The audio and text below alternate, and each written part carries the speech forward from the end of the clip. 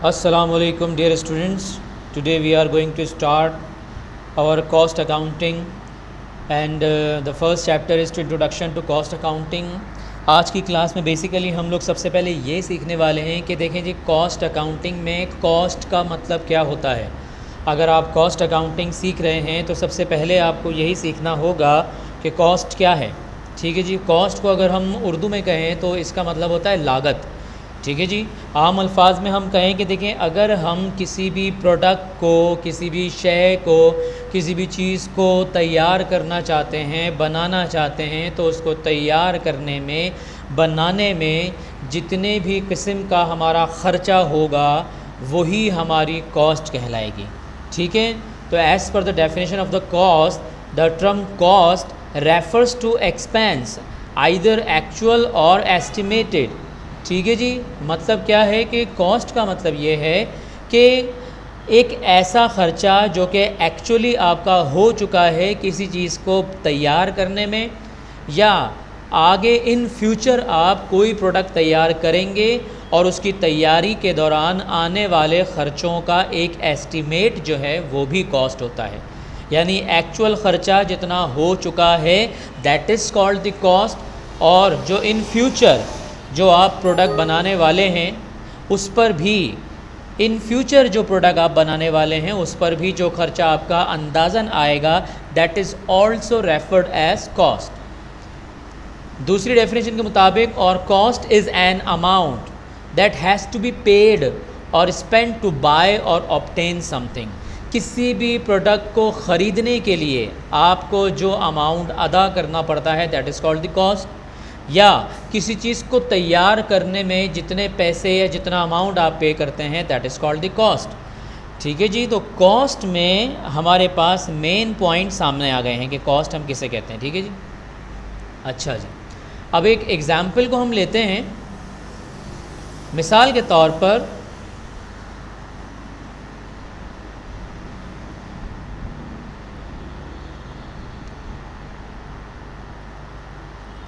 Cost accounting.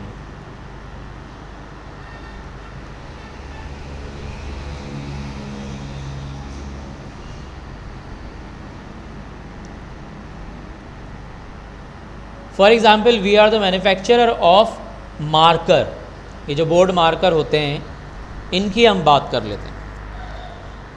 हम इनको manufacture करते हैं और इनको मैन्युफैक्चर करने में हमारा सबसे पहला ख़र्चा आएगा मटीरियल का। किसी भी चीज़ को आप बनाएंगे तो सबसे पहले जो आपका ख़र्चा आएगा उसे आप क्या कहेंगे? मटीरियल। देखें जी, कोई भी प्रोडक्ट उठा लें आप, उस पर कोई ना कोई मटीरियल तो लगा हुआ होगा ना। बग़ैर मटीरियल की चीज़ बन ही नहीं सकती, क्योंकि हर चीज़ मैटर से बनी है। तो मैटर क्या है? मटेरियल है। ठीक है, आप मार्कर की बात कर रहे हैं तो मार्कर में जो प्लास्टिक नज़र आ रहा है आपको वो क्या है? मटेरियल है। ठीक है, उसके अंदर जो इंक का स्वैब होता है वो भी क्या है? आपका मटेरियल है। इसके अलावा आप फर्नीचर की बात कर लें, फर्नीचर क्या है? वुडन, लकड़ी से बनी, लकड़ी क्या है? मटीरियल। ठीक है, और अपने खिड़की दरवाज़ों की बात कर लें, वो क्या है? लोहा है सर, मटीरियल है, आयरन है सर। ठीक है, तो कोई भी चीज़ बनाने के लिए सबसे पहला ख़र्चा आपका जो लगता है वो होता है मटेरियल का। तो फॉर एग्ज़ाम्पल, हमने अपना एक मार्कर बनाने में जो पैसा लगा दिया है 3 rupees per unit. We are talking about per unit. ठीक है, मटेरियल 3 रुपया एक यूनिट को बनाने में, एक मार्कर को बनाने में हमारा ख़र्च हुआ। उसके बाद हमने जो दूसरा ख़र्चा किया लेबर का किया। देखिए जी, मटेरियल के बाद दूसरा ख़र्चा होता है लेबर का। किसी भी मटेरियल को, किसी भी रॉ मटेरियल को एक ख़ास शेप में लाने के लिए, उसकी डिज़ायर्ड शेप में लाने के लिए आपको इंसानी अजर्शन चाहिए, ह्यूमन एफर्ट चाहिए। कोई भी इंसान उस पर काम करेगा, एक ख़ास स्किल्स रखने वाला बंदा जब काम करेगा तो वो मार्कर बना सकता है, तो वो फर्नीचर बना सकता है, तो वो गेट, जालियाँ, खिड़की, दरवाजे बना सकता है, तो वो मोबाइल मैन्युफैक्चर कर सकता है। तो लेबर जाहिर सी बात है वो भी हमारा पैसा जो है वो लेगा। मटीरियल पे पैसा लगा हमारा, लेबर भी पैसा लेगी, फ्री में तो काम नहीं करेगी। फॉर एग्ज़ाम्पल, हमने 2 रुपया पर मार्कर के हिसाब से, पर यूनिट के हिसाब से लेबर को दिया। और उसके अलावा तीसरा हमारा ख़र्चा होता है जो यूँ समझ लें कि इनसे हटकर होता है, that is called overheads. Overhead क्या है? ओवरहेड को आप ऐसे समझ लीजिए कि ये अदर मैन्युफैक्चरिंग एक्सपेंसेस हैं other than material and labour. For example, जिस फैक्ट्री में आप ये मार्कर बना रहे हैं वहाँ पर गैस का ख़र्चा, बिजली का ख़र्चा, वहाँ पर जो वॉचमैन है, वहाँ पर जो प्योन है उनकी सैलरीज़ का ख़र्चा, ठीक है जी, वहाँ की बिल्डिंग का टैक्स, वेल्थ प्रॉपर्टी टैक्स वगैरह वगैरह, वहाँ की फैक्ट्री की रिपेयरिंग, वहाँ पर अगर गेस्ट आते तो चाय वगैरह बनवाई या चाय वगैरह मंगवाई आपने, या रिफ़्रेशमेंट का जो भी आपने हिसाब किताब रखा, वो सारा दीगर ख़र्चा है। ठीक है, जिन मशीनों को इस्तेमाल करके, जिन प्लांट्स को इस्तेमाल करके ये मैन्युफैक्चरिंग हो रही है, उनका डेप्रिसिएशन आपका जो है वो ओवरहेड में शुमार होता है। तो सपोज़ कि हमारा एक मार्कर पे ओवरहेड आ रहा है 1 रुपीज़ पर यूनिट। तो इन दिस वे हमारा एक मार्कर तैयार हुआ 6 रुपीज़ पर यूनिट। हमारा एक मार्कर रेडी हुआ 6 रुपीज़ पर यूनिट में। तो ये तो हो गई हमारी कॉस्ट। मार्कर बनाने की कॉस्ट कितनी आ गई सर मार्कर तो 6 रुपये में बन रहा है सर। ठीक है जी, देखिए इंसान की नेचर है, जो भी इंसान है दुनिया में, समझदार इंसान जो भी है, उसकी नेचर बड़ी क्यूरियस होती है। वो अपने इर्द गिर्द की चीज़ों के बारे में उनका इल्म रखने की कोशिश करता है, हर समझदार शख्स। And if you are the manufacturer, then आप भी ये चाहोगे कि यार हम जो प्रोडक्ट बनाते हैं, हम जो चीज़ बना रहे हैं, उस पर हमारी कितनी कॉस्ट आ रही है। अगर हम एक मार्कर तैयार करने वाले हैं तो उस पर हमारी कितनी कॉस्ट आएगी। ठीक है जी, समटाइम हम ये करते हैं, देखिए जी, जब भी हमारा कोई जैसे नया कोई कारोबार हमने ओपन किया, नई इंडस्ट्री के अंदर हमने कदम रखा, तो वहाँ पर बनने वाली प्रोडक्ट के हवाले से कॉस्ट की कैलकुलेशन, एक एस्टिमेशन, एक प्रोजेक्शन पहले से ही तैयार करके रखा जाता है, ताकि हमारे पास एक आइडिया आ जाए, हमारे पास एक एस्टिमेट आ जाए कि जी हम मोबाइल मैन्युफैक्चरिंग की तरफ आने वाले हैं, तो इस पर कितना मटेरियल आएगा एक पीस बनाने में, कितनी लेबर का एक्सपेंस आएगा और कितना ओवरहेड हमारा होगा। तो हम कभी इन फ्यूचर को मद्देनज़र रखते हुए कॉस्टिंग कर रहे होते हैं अपनी प्रोडक्ट के हवाले से, और कभी कभी जो हमने ख़र्चा कर दिया है उसको, उसके जो एक्चुअल अखराजात हैं उसको सामने रख कर हम कॉस्टिंग कर रहे होते हैं। ठीक है जी, हम मार्कर बना रहे हैं तो एक मार्कर पे 3 रुपये का मटेरियल लग रहा है, 2 रुपये का हमारा लेबर का ख़र्चा आ रहा है, और 1 रुपये का छोटा मोटा दीगर खर्चा आ रहा है। इस तरह एक मार्कर की कॉस्ट वो हमारी बन गई है 6 रुपया per unit. This is called cost per unit. अच्छा जी, अब फॉर एग्ज़ाम्पल कोई हमारा मार्केट में एक्स कॉम्पिटिटर है, हम अकेले तो मार्कर बनाने वाले नहीं है ना मार्केट में, हमारे पास अकेले के पास ये हुनर नहीं है, मार्केट में और हज़ारों लोग हैं जो मार्कर बनाते हैं। तो फॉर एग्ज़ाम्पल एक एक्स कॉम्पिटिटर है हमारा, हमने जब कुछ रिसर्च की तो पता लगा कि हमारे जो कॉम्पिटिटर साहब हैं वो हमारे ही जैसे जो मार्कर बनते हैं उनके पास भी बनते हैं। तो वो एक मार्कर को बनाने में जो मटेरियल लगा रहे हैं वो लगा रहे हैं 2.5 पर यूनिट, 2.5 रुपया पर यूनिट। और लेबर को वो पे कर रहे हैं 3 रुपीज़ पर यूनिट।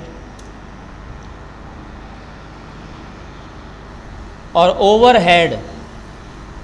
ओवरहेड उनका पर यूनिट आ रहा है 0.5 per unit.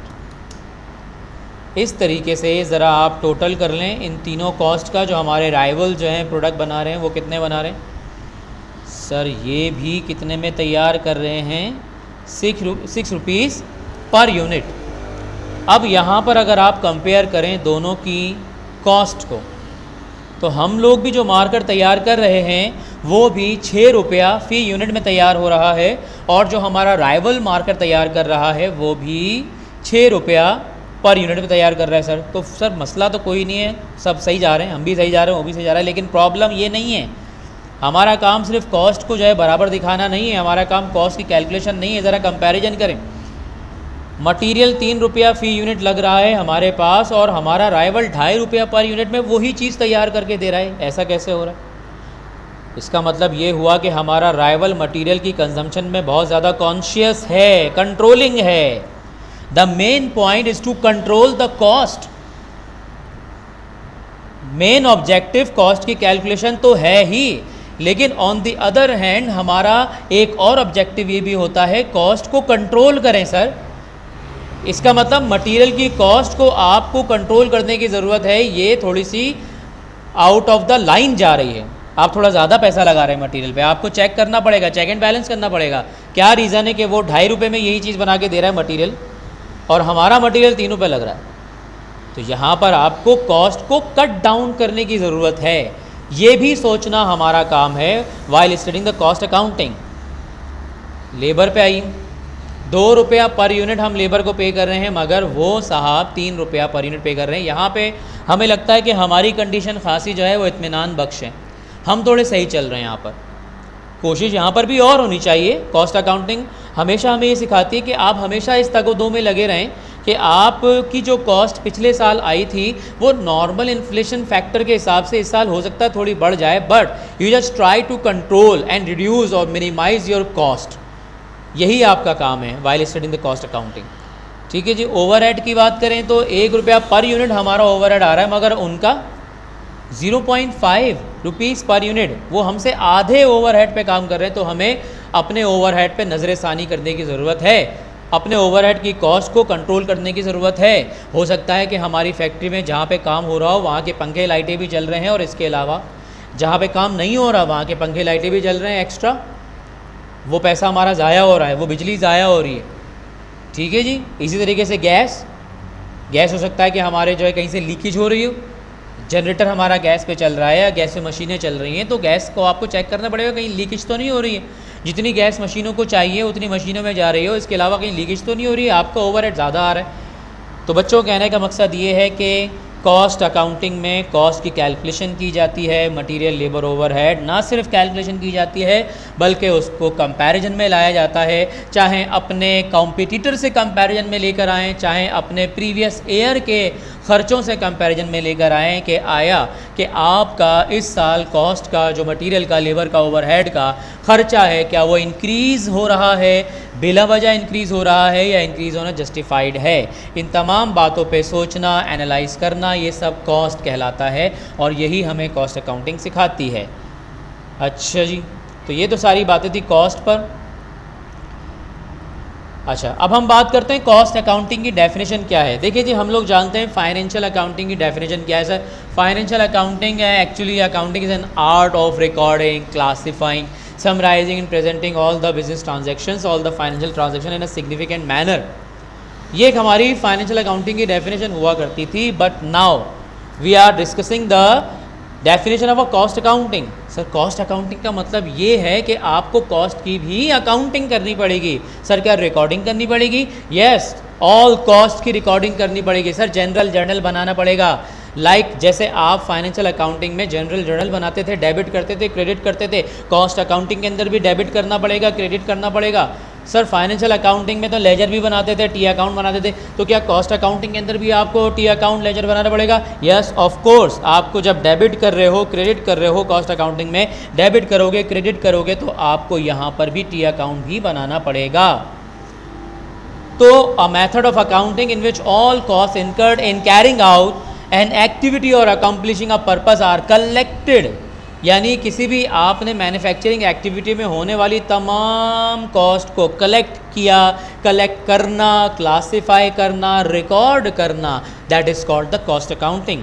This data is then summarised, जो भी आपने डाटा रिकॉर्ड किया है, क्लासिफाई किया है, उसको समराइज किया जाता है and analyse to arrive at a selling price. देखिए जी, कॉस्ट अगर मैं अपनी बनाई हुई प्रोडक्ट की कैलकुलेट करने के काबिल हो जाऊंगा, अगर मैं कॉस्ट कैलकुलेट कर लूँगा, then I will be able to ascertain, to fix my selling price, to fix the selling price of my product. अगर मैं कोई प्रोडक्ट बना रहा हूँ, उसकी कॉस्ट मैंने कैलकुलेट कर ली है, तो ही मैं हो सकता है फिर ये बात करूँ कि सर मैं इसमें 2 रुपये का प्रॉफिट कमाना चाहता हूँ, मैं इसमें 3 रुपये का प्रॉफिट कमाना चाहता हूँ, या मैं इसकी प्राइस इतनी रखना चाहता हूँ। ठीक है जी। तो selling price is determined after analysing the cost. अच्छा जी, उसके बाद ये भी कह सकते हैं the recording of all the cost incurred in a business in a way that can be use to improve its management. तमाम कॉस्ट की रिकॉर्डिंग आप कर लेते हैं और बाद में उसी डाटा को आप क्लासिफाई करते हैं, एनालाइज करते हैं, समराइज करते हैं, डिसीजन मेकिंग में लेकर आते हैं, कंट्रोलिंग मेजर्स करते हैं। सिर्फ आप कॉस्ट अकाउंटिंग को इसलिए नहीं करते कि आपने बस रिकॉर्ड कर लिया खर्चा, नहीं सर, उस पर सोचना भी है कि आने वाले वक्तों में हमने इसको कट डाउन करना है। So this was the definition of accounting, cost accounting. I hope कि आपकी ये बात समझ में आ गई होगी। ठीक है जी। अब उसके बाद हम डिस्कस करने वाले हैं objectives and functions of cost accounting. आप यूँ समझ लें बस ऑब्जेक्टिव, कॉस्ट अकाउंटिंग का ऑब्जेक्टिव क्या होता है। Objective number 1 to ascertain cost. Sir cost accounting में सबसे पहला मकसद ही हमारा यही है to find out the cost of the product. जो भी प्रोडक्ट हम बना रहे हैं सर उसमें कितना मटेरियल लग रहा है, कितने की लेबर लग रही है, कितने रुपए का ओवरहेड आ रहा है, वो सारे खर्चों को रिकॉर्ड, क्लासीफाई, समराइज, एनालाइज, ये सारा काम किया जाए, एक शीट बनाई जाए, अपने सामने रखा जाए, हमें पता लगे। हमारी क्यूरियस नेचर है, we are the human being, हम जानना चाहते हैं कि हमारे पास जो भी चीज़ बन रही है उस पर हमारा कितना पैसा लग रहा है। That is the first objective of cost accounting, to ascertain the cost, cost को कैलकुलेट करना, कॉस्ट को फाइंड आउट करना। ठीक है जी।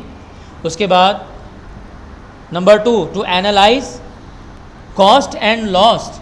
To analyse cost and loss, अभी हमने इससे ऊपर भी बात की थी कि देखिए कॉस्ट को रिकॉर्ड करने के बाद, उसके तमाम काम करने के बाद, शीट्स बनाने के बाद हम लोग एनालाइजेशन करते हैं कि हमारे राइवल क्या कर रहे हैं, हमारे पिछले साल की परफॉर्मेंस क्या थी, क्या हमारे राइवल हमसे कम कॉस्ट में वही प्रोडक्ट बना रहे हैं जो हम बना रहे हैं, या हम जो है वो कम से कम कॉस्ट लगाकर वो प्रोडक्ट बना रहे हैं जो दूसरे दे ही नहीं पा रहे। तो कॉस्ट का तज्जिया किया जाता है, एनालाइज किया जाता है, कंट्रोल किया जाता है कि क्या कुछ कॉस्ट, देखिए कुछ कॉस्ट ऐसी होती है जिसको हम कंट्रोल कर सकते हैं, कुछ कॉस्ट ऐसी होती है जिसको हम कंट्रोल नहीं कर सकते। ठीक है, गवर्नमेंट अगर किसी चीज़ की प्राइसेस फिक्स कर रही है तो हमारे कंट्रोल से बाहर है, टैक्सेस वगैरह हमारे कंट्रोल से बाहर है, हमारी बिल्डिंग का रेंट हमारे कंट्रोल से बाहर है। ठीक है जी। लेकिन हम लोग एक ख़ास स्ट्रैटेजी बना के अपनी गैस का बिल कम कर सकते हैं। सही, नॉर्मल हालात में अगर कीमतें बढ़ गई हैं वो अनकंट्रोलेबल है, लेकिन गैस की कंजम्पशन जो है वो एक बड़े ही समझदार तरीके से करनी है, ये हमारे हाथ में है। बिजली की कीमतें बढ़ गई हैं वो अनकंट्रोलेबल कॉस्ट है हमारी, लेकिन हम बिजली को एक बड़े ही सुलझे हुए तरीके से इस्तेमाल कर सकते हैं। अननेसेसरी बल्ब, अननेसेसरी पंखे, unnecessary machinery, unnecessary laptop, computer devices को ऑफ रखें, आपके जो एक्स्ट्रा टाइमिंग है उनमें सारी लाइट्स ऑफ रखें। तो ये हम कॉस्ट को एनालाइज कर सकते हैं, कम कर सकते हैं, कंट्रोल कर सकते हैं। ठीक है जी। नुकसानात जो हैं उनको देखें हम कि हमारी प्रोडक्शन के दौरान क्या फालतू के नुकसान बहुत ज़्यादा हो रहे हैं, क्या मतलब हमारी लेबर जो है वो अगर 10 घंटे काम कर रही है, 10 घंटे का हमसे पैसा ले रही है, लेकिन 10 घंटे में वो 2 घंटे तो वो फारिग बैठे होते हैं, 1 घंटे लंच का टाइम निकालते हैं और 1 घंटे वो फालतू बातें कर रहे होते हैं। उस पर कंट्रोलिंग करने की ज़रूरत है सर। उसका पैसा दिया जा रहा है, वो फालतू पैसा जा रहा है, हमारी कॉस्ट को बढ़ा रहा है सर। कोई अदर नुकसान हमारे यहाँ हो रहा है, अगर हमारे यहाँ जो है कोई सॉल्यूशन वगैरह, कोई हमारे इस तरह के ग्लू वगैरह इस तरह का काम होता है, तो सॉल्यूशन के डब्बे कहीं ऐसा तो नहीं चोरी हो रहे हैं, तो सॉल्यूशन के डब्बे ऐसा तो नहीं कि भाई थोड़ा सा सॉल्यूशन इस्तेमाल होता है, समतबोर्ड इस्तेमाल होता है, उसके बाद बाकी जैसे ही पड़ा रहता है, सूख जाता है, डब्बा गिर जाता है। तो इस तरह के हमारे मटेरियल के, हमारे लेबर पे, हमारे ओवरहेड पे कोई बिल्कुल एब नॉर्मल एक्टिविटी के ज़रिए नुकसानात तो नहीं हो रहे। हमारी फैक्ट्री के अंदर जो जैसा काम होना चाहिए वैसे ही चल रहा है, हर चीज़ ट्रैक पे चल रही है कि नहीं चल रही है। इन तमाम चीज़ों को मेजर करना, एनालाइज करना, लॉसेस को कवर करना, ये सब चीज़ें भी देखना हमारी कॉस्ट अकाउंटिंग का ऑब्जेक्टिव होता है। तीसरा है control cost. Cost control is a technique that is use to minimise the cost of product and services without compromising on the quality. देखिए जी, एक बात मैं यहाँ पे बताऊँ कि क्वालिटी पे तो आप कॉम्प्रोमाइज़ कर ही नहीं सकते। आप जो चीज़ बना रहे हैं वो 6 रुपये में आप बना रहे हैं, मार्कर बना रहे हैं, मार्कर से बात हुई थी, ठीक है जी। अब हम ये कहते हैं कि उस मार्कर की जो सेलिंग प्राइस है मार्केट में, मिसाल के तौर पर वो मार्कर सोल्ड होता है 15 रुपीज़ पर यूनिट। आप इस प्राइस को अपनी मर्ज़ी से चेंज नहीं कर सकते because perfect competition. Selling price 15 रुपये ही रखनी पड़ेगी। क्यों? क्योंकि सर आप जो चीज़ बेच रहे हैं ना, उस तरह की चीज़, इस तरह का मार्कर मिलता ही कितने रुपए में है? सर 15 रुपये में मिलता है। इसका मतलब मेरा जो बीच में प्रॉफिट आ रहा है वो कितने का आ रहा है सर? सर आपका प्रॉफिट एक मार्कर पे 9 रुपये का आ रहा है। ठीक है जी, 9 रुपये का प्रॉफिट आपका आ रहा है। अब 9 रुपये के प्रॉफिट को अगर आप बढ़ाना चाहते हो, 9 रुपये के प्रॉफिट को अगर आप बढ़ाना चाहते हो तो आपके पास दो तरीके हैं। इस प्रॉफिट को और बढ़ाने के लिए आपके पास दो तरीके हैं। या तो आप सेलिंग प्राइस को बढ़ा दें। Let us suppose selling price मैं कर देता हूँ 18 रुपये। चलें जी, मैंने अपने तमाम मार्कर्स को बेचना शुरू कर दिया है। मैंने सबको ऑर्डर दे दिया, भाई हमारा मार्कर 18 रुपये में बिकेगा। अब आप बताइए क्या होगा? हमारे ही जैसे क्वालिटी के मार्कर 15 रुपये में मिल रहे हैं, दूसरे लोग बेच रहे हैं, और हमने 18 रुपये कर दिया।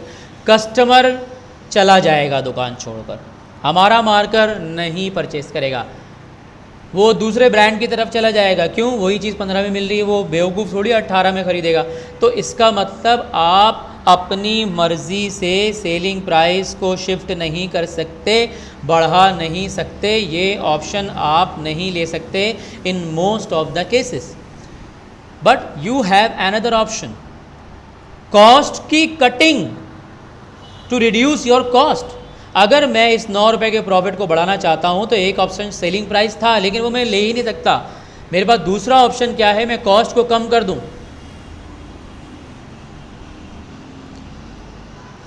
मेरे पास दूसरा ऑप्शन है कि मैं कॉस्ट को कम कर देता हूँ। तो कॉस्ट को कम करने के लिए मैं अपने मटेरियल, अगर मैं ऐसा करूं कि देखें जी हमारा कॉम्पिटिटर 2.5 रुपये में वो यूनिट बना के दे रहा है, तो मैं भी कुछ ना कुछ कोशिश करके कितने पे लेकर आ जाऊं? 2.5 रुपये पे लेकर आ गया। ठीक है जी, और मेरी लेबर की कॉस्ट तो ऑलरेडी सही चल रही थी। ओवरहेड हमारे कॉम्पिटिटर से हमें पता लगा कि भाई वो लोग तो इतने में कर रहे हैं।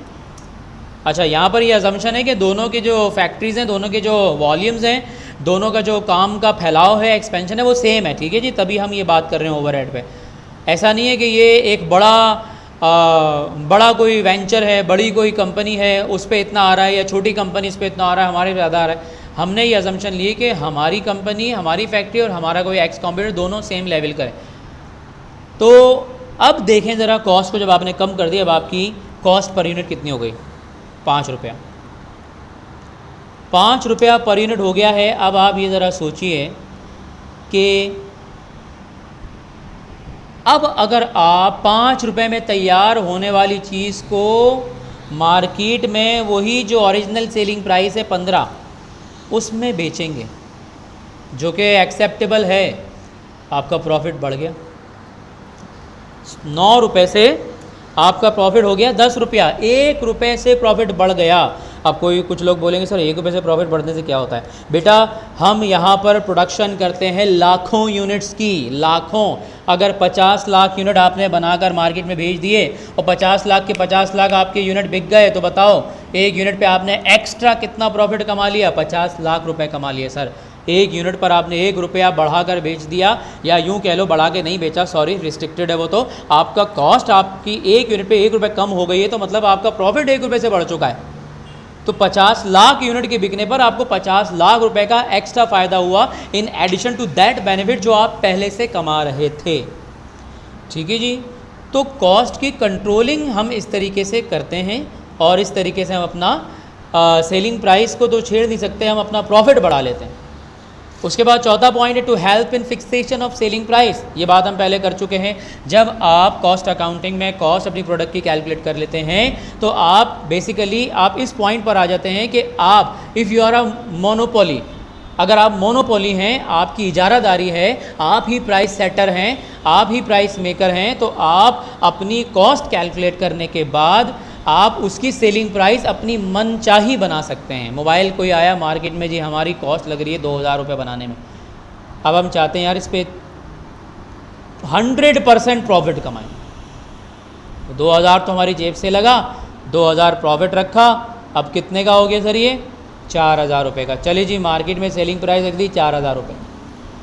अब पता क्या चला कि यहाँ पर सेलिंग प्राइस हमने सेट कर दी है, लेकिन 2000 का प्रॉफिट हम कमाना चाहते हैं, लेकिन ये सब हम कब कर पाए, जब हमारे पास कॉस्ट सामने आ गई 2000 की। और आप जानते हैं इस 2000 की कॉस्ट को बनाने में मटेरियल, लेबर और ओवरहेड का खर्चा शामिल है। तो हमारी cost accounting fixation of selling price पे फोकस करती है, इस पे हेल्प करती है। उसके बाद टू एड द मैनेजमेंट को मदद फराहम करती है। Cost accounting aims at assisting the management in planning and its importations by providing necessary costing information that also enable the evaluation of the past activities as well as future planning। Past में जो आपने cost लगाई है और आप जो in future production करने वाले हो उसकी प्लानिंग करने के लिए आपके कॉस्ट अकाउंटिंग के रिकॉर्ड काम आते हैं। ठीक है जी, आपका सारा जो एनालाइजेशन है, आपकी डिसीजन मेकिंग है, वो इसीलिए है कि आने वाले कल में आप प्रोडक्ट को कितने रुपए में बनाओगे, मटेरियल किस हिसाब से मिलेगा, लेबर किस हिसाब से काम करेगी, ओवरहेड कितना होगा। क्योंकि फॉर एग्जांपल जो आजकल जो पेंडेमिक की सिचुएशन चल रही है, आने वाले वक्तों में जो है वो कीमतें बढ़ती जा रही हैं। बिजली की कीमतें बढ़ रही हैं सर, गैस की कीमतें बढ़ रही हैं सर, रॉ मटेरियल की कीमतें बढ़ रही हैं, हर चीज़ पे पैसे बढ़ रहे हैं सर।